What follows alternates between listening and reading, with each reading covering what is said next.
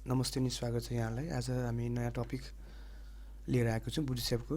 त्यो छ हाम्रो बुटस्ट्र्यापको बटन ग्रुप्स भन्ने एउटा नयाँ टपिक लिएर आएको छु।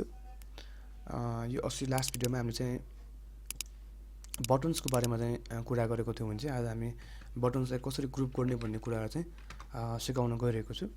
सो हामीले लास्ट भिडियोमा गरेको थियो यो चाहिँ हाम्रो बटन्सहरू। सो मैले यहाँनिर 3-4वटा बटन्सहरू हालेर बाँकीलाई चाहिँ मैले डिलिट गरिदिएँ। सो यो यसलाई पनि मैले हटाइदिएँ। सो हामीसँग अहिले 4वटा वे हेभ 4 बटन्स। ओके, एउटा सेपको लागि मैले राखेँ, अर्को क्यान्सिल,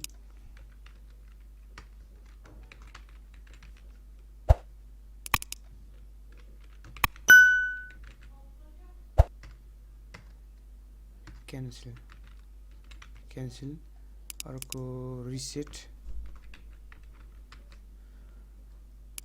अर्को क्लोजको लागि मैले 4वटा बटन हालेँ यहाँनिर। सो यो तलको चाहिँ मैले मिलाइदिएँ, चाहिए होइन तलको चाहिँ, यो हामीले लास्ट भिडियोमा चाहिँ गरेको थियो। सो आज हामी गर्न लागेको भनेको चाहिँ ओके, यहाँनिर मैले लोकल होस्ट नै खोलेँ। लोकल होस्ट कसरी खोल्ने भन्ने कुराहरू चाहिँ मैले हाम्रो ज्याम्प इन्स्टलमा चाहिँ सिकाएको छु मैले। यदि तपाईँले हेर्नुभएको छ चाहिँ त्यसमा हेरिदिनु होला। यहाँनिर हामीसँग 4वटा बटन छ। सो यहाँनिर बटनको बिटिएन ड्यास सेकेन्डरी सक्सेस नै हाल्दै प्रायः जस्तो युज हुने कलर मैले युज गर्ने कलर नै हो खासमा। सो यसमा पनि हाल्दै, सो यसमा पनि हाल्दै मैले, सो यसमा पनि हाल्दै, 4वटामा हाल्दै मैले एउटै कलर हाल्दै। ओके, हामीसँग 4वटा बटन छ विथ सेम कलर। सो यसलाई ग्रुप गर्नलाई हामी के गर्छौँ भन्दाखेरि if you have to group this 4 buttons then we have to make a new class. So एउटा डिआइभी ओपन गरेँ मैले, डट बटन भन्ने एउटा डिआइभी क्रिएट गरेँ मैले। सरी, बिटिएन हो खासमा। सो यसमा मैले कन्ट्रोल भी गरेर राख्दै। सो अब एकचोटि हेरौँ, हामीले बटन एउटा डिभित्र 4वटा बटन हालिदिएको छु।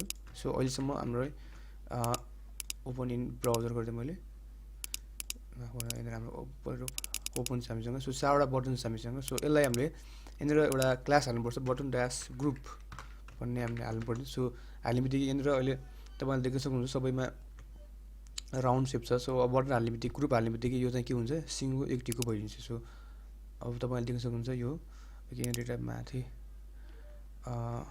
मार्जिन टप मैले 5 पिक्सल हाल्दै, जसले गर्दाखेरि हाम्रो तल आओस् भनेर। सो अब तपाईँले देख्न सक्नुहुन्छ यो बटन चाहिँ लुक्स, यसको लुक्स कति एट्र्याक्टिभ छ भनेर चाहिँ। यो इन्डिभिजुअल काम गर्छ यसले चाहिँ, तर यो ग्रुपमा आएकोले अलि राम्रो देखिन्छ। तपाईँहरूले पनि यो युज गर्न सक्नुहुन्छ।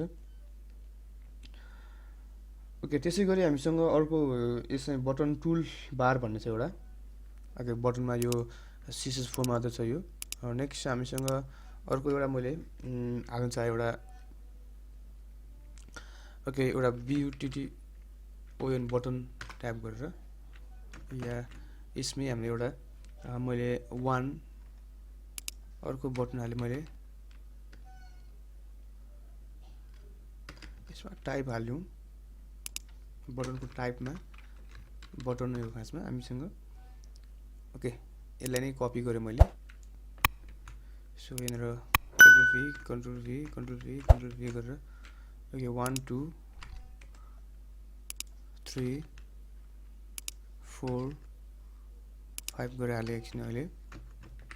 सो यसको आउटपुट हेरौँ। सो हाम्रो यस्तो आएको छ यो।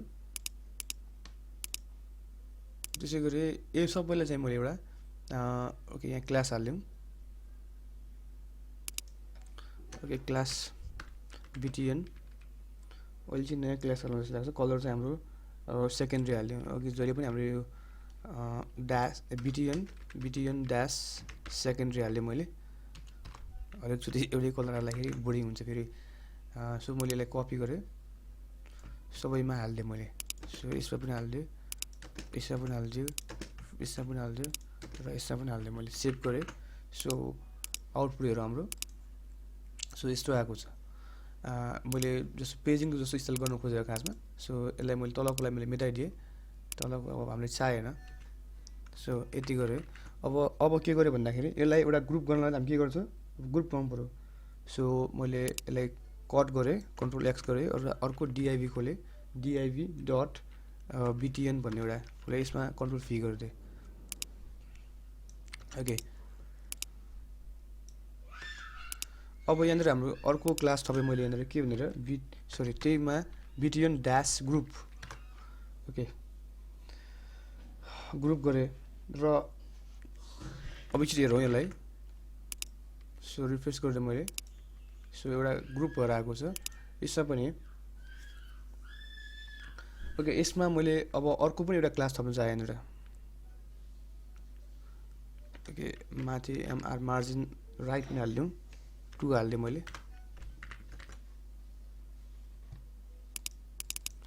मार्जिन टप पनि हालिदिउँ मार्जिन टप 5 हालिदिएँ मैले माथि हाम्रो छोएर आएको छ सो ओके त्यसपछि यो सबैलाई एउटा अर्को क्लासमा हालेँ मैले बिटिएन टुल बार भन्ने छ एउटा ओके त्यसमा एकचोटि हालौँ चेक गरेर हेरौँ यहाँनिर डिआइभी डट बिटिएन भन्ने क्लासमा यो मैले कट गरेँ यसलाई कट गरेर यो भित्र हाल्दै बिटिएन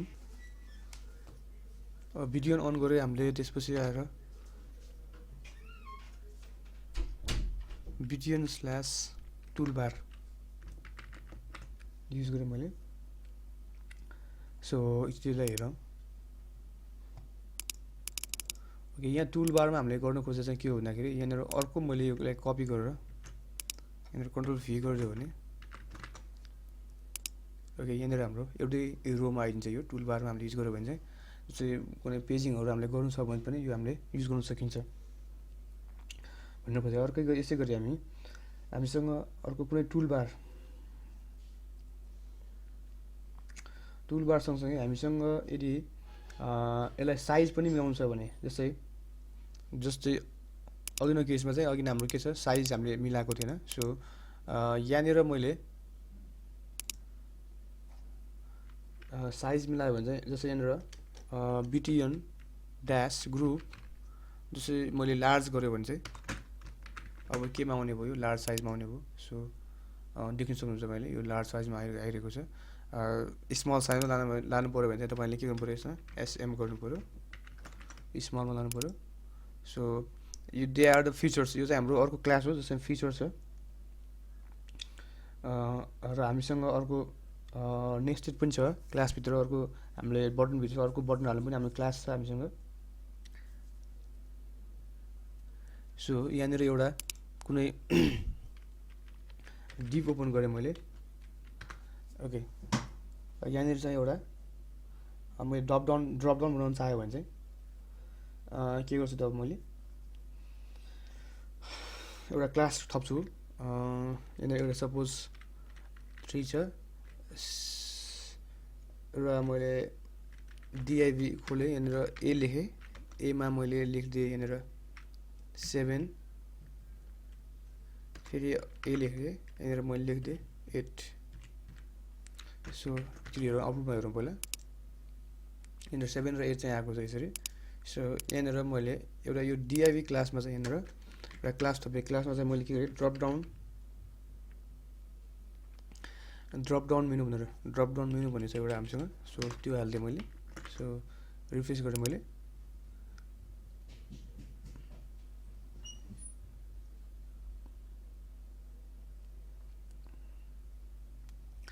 ओके यहाँनिर त्यो हालिदिएँ मैले सो यहाँनिर एउटा पनि क्लास थप्दिएँ मैले यहाँनिर के भन्दाखेरि ड्रप डाउन टोगल भन्ने छ एउटा सो त्यो पनि हालिदिएँ मैले रिफ्रेस गरिदिएँ सो यहाँनिर हाम्रो ड्रप डाउन आएको छ सो ड्रप डाउन टोगल अब हाम्रो यहाँनिर डाटा टोगल छ हामीसँग सो यहाँनिर एउटा हाल्नुपर्ने हाम्रो एट्रिब्युट चाहिँ छ डिएटिए डाटा ड्यास टिओजिजिएलई इज कल्स टु कुन डाटा डिस्प्ले गर्ने हो त ड्रप डाउन एउटा मैले नेम दिएँ सो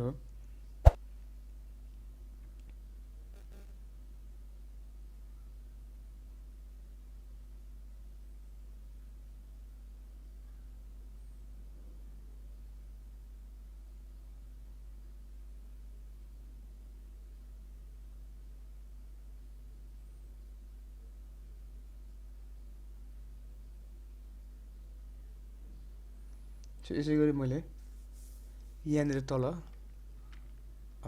मैले क्लास थपेँ यहाँनिर ड्रप डाउन आइटम भनेर ड्रप ड्यास आइटम्स सो यो क्लास मैले अर्कोमा थपिदिएँ कन्ट्रोल एक्स गरेर sorry control figure Duma so अब एकचोटि हेरौँ रिफ्रेस गरेर हेरौँ सो यहाँनिर 7 र 8 देखाएको छ यहाँनिर क्लिक गर्ने बित्तिकै हाम्रो 7 र 8 देखाएको छ ओके यसै गरी